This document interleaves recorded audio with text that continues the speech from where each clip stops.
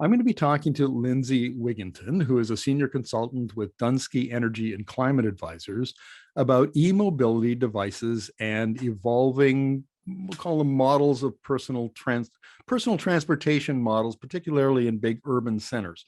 So, in the last little 2 to 5 years, we've had the introduction of e-bikes, e-scooters, e-mopeds, e-skateboards. We've got more coming, robo-taxis, automated buses and shuttles. How is all of this going to change the way we get around, particularly in cities? So welcome to the interview, Lindsay. Thanks for having me. Now, have I got the basic idea right? Now, we've got these low-cost electric micro-mobility devices, and I listed a few of them in my introduction. And what it does is allow people, particularly in cities like Vancouver and Calgary and Toronto and Montreal, to rethink how they get to work, how they get their groceries, how they get the kids to soccer. And all of that is still plenty of change yet to come. Have I got that basically right? I think the question is right. I think the answer, some of those technologies you mentioned, we're talking about a really big range of technologies. So within those e-micromobilities you talked about, the potential applications for e-scooters are potentially quite different from those for e-bikes, are potentially quite different from, and then, sort of outside the category of e-micromobility, you have ride hailing, potentially electrified ride hailing, potentially, as you mentioned, maybe automated ride hailing. And all of those, I think, have really different roles, really different use cases, really different ownership structures as well, which really comes into play. It's not just about the technology, it's about who's operating it and what their motivations are. And then finally, what the city's geographical and sort of commute context is. And even within a given city, we can see really different potential roles for these different transportation modes, inner city versus inner suburbs versus outer suburbs. And so unfortunately, I think the boring answer is it depends how important the roles of these technologies are going to be. And I think that a good starting place is always that, some of the old and boring things are still the most important. So, strong funding for public transit, increasing the amount of dedicated right-of-way that we're handing over to active and e-mobility technologies. And some of that is not so much about the new and emerging tech, but actually about sort of like the bones of our cities and how that's all working as well. Right. The point that you make about all of the different use applications for these they're really not new technologies, they're just electrified versions of old technologies, but maybe not in the case of robotaxis. But for me as a consumer, when I look at that, I go, hey, that's fantastic. I don't need someone to tell me how these things are going to fit. I now have a plethora of choices. And I can mix and match and pick and choose. And I now have flexibility. I now have convenience. I now have lower cost. I have the opportunity maybe to cut down on the number of kilometers I travel by car or some other, fossil fuel transportation. That seems to me to be the really exciting thing here. Yeah, I think you touched on, the element of choice and mix and match, I think is really important. A lot of us travel that way. Maybe we bike. Maybe we're fair weather cyclists, and when it's pouring rain or snowing, that's not something we're comfortable with. Maybe at different stages of our lives. So if we have dependents at various stages, we might be choosing different modes. So I think that element of choice and mix and match is really important. I do think something we've seen in a lot of cities who have given a shake to e-scooters, to different kinds of services. The choices aren't always available for everyone. So we see, sort of deployment in more wealthy areas of cities and not necessarily that deployment out to areas who have fewer transportation options to begin with and maybe don't have the option of an individual car.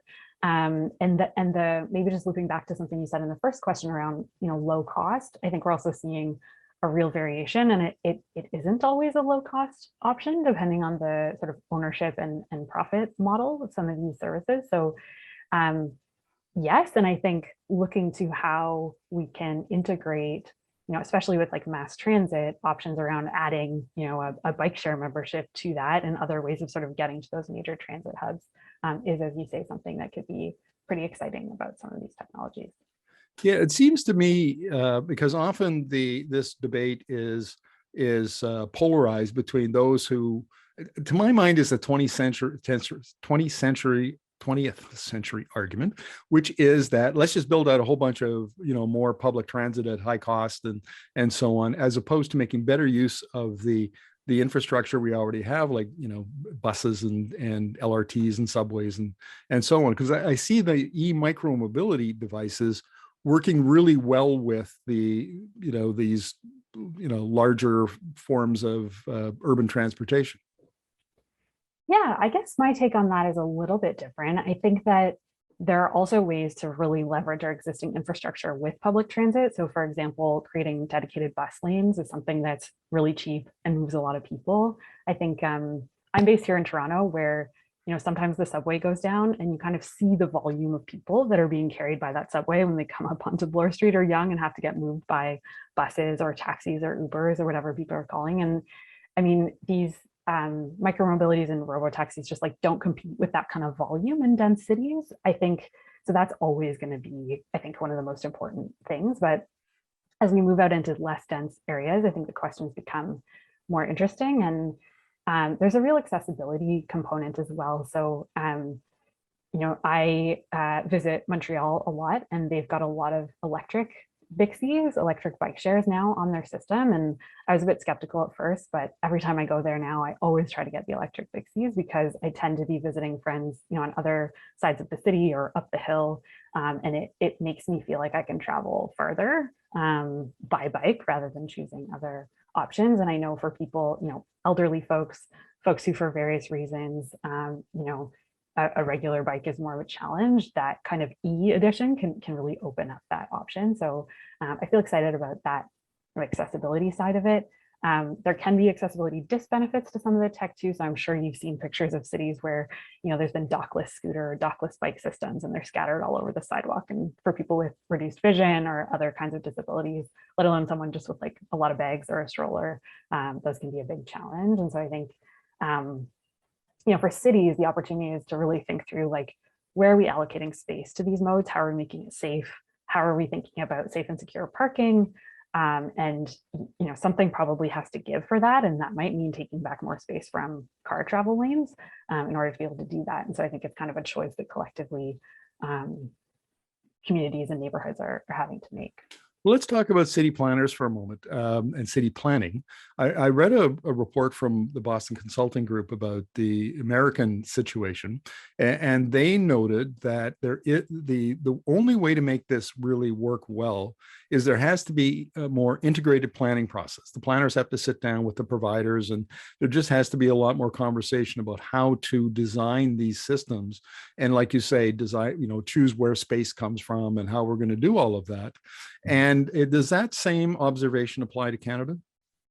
Definitely. And I think cities have a few different levers for kind of how they interact with some of the e-micromobility providers and technologies. And there's kind of three big ones in my mind. One is regulation. So, cities regulate businesses through business licensing fees. They also regulate taxi and ride hailing companies through those licensing things. And those regulations are opportunities to sort of create some standards for how these get rolled out, and integration like with other services can be part of that. The second tool is procurement and contracting. So in some cases, where cities have decided to outsource, say, a bike share system to a third party, they can use that contracting mechanism to say, you need to get integrated on the transit app, or, we want to make sure that you're not only covering downtown, but you're covering these other neighborhoods who have less access. So the contracting can be a really interesting tool there. And then finally, thinking through ownership models. So I think, this is all very new and it's all happening very fast. And from city to city, we see, some fully like publicly owned bike share systems or other kinds of systems. And that makes the integration with public transit and other modes easier in a sense, because you're kind of like, you can centralize that decision making. And I think if the ownership models are different, then it takes some of those other tools around like contracting and regulation to make sure that we're thinking about this in kind of a unified way. Now, the Boston Consulting study noted a number of barriers to adoption of the kind of ideas that we're talking about. One of them was insecure bike lane connections, another was inadequate connections, and another was limited suburban services. And what's your take on those and any others that maybe I missed? No, I think those are great. And I think the dedicated space and the connections are big. And I mean, in cities, we've been talking about that for years in terms of bike lane planning. So we know that, the most dangerous part of a trip on a bicycle, even if it's 50 meters, is how dangerous that whole trip is for somebody who's choosing to take it. So if you're missing a gap in the network, that's a big loss. And that's a big, sort of group of potential cyclists or e-bike users who are not going to ride. Similarly, with the sort of quality of infrastructure, there's a big difference in terms of how I feel on a painted bike lane versus one that's separated. And that's the same for an e-bike user or a scooter user. And the challenge there for, denser cities is just finding that space and the right of way to make those wider, safer lanes. But I think when I look internationally to cities where you can actually have cohabitation of like pedal bikes and e-bikes that are moving faster and potentially mopeds as well, it's really about making sure there's wide enough infrastructure in order to make that safe for everyone who's using it. Because certainly, we don't need to electrify everything. There's still a lot we can do with active transportation too. And so making sure there's safe cohabitation between those modes and then between that group of modes and cars as well. You also asked if there were other barriers. Well, let's talk about let's move on from barriers. My final question here is: what's the state of the planning and integration of e-mobility devices into transportation networks? Are we behind the curve, say Europe? Are we ahead of the curve compared to maybe the United States? Where are we at? I would probably have to break that down across the different technologies to be able to comment. So certainly on, sort of like pure electric vehicle adoption, Canada is not as advanced as we could be compared to other, more European nations and China and other places. And there's a lot of policy change and program change happening right now to try to accelerate that. But, there's a lot we need to do around building out public infrastructure, retrofitting multi-unit residential buildings and others. I think when it comes to like sort of the e-micromobility, the progress is a bit more mixed because often it's led by cities. And so you have kind of like different cities are taking different tactics across the country. And I think that's appropriate because they have different contexts and different kind of transportation challenges. Here at Dunsky, we just completed, we worked in support of the city of New Westminster in British Columbia to adopt their first e-micromobility strategy. And so that's something, we're seeing cities ask for and move toward more and more. And that strategy really looked at sort of, first of all, how do they move more people out of cars? And then second of all, for the cars and vehicles that are left, how do we electrify them? And so some really exciting leadership coming out of that city and several others in Canada too. So, and I think,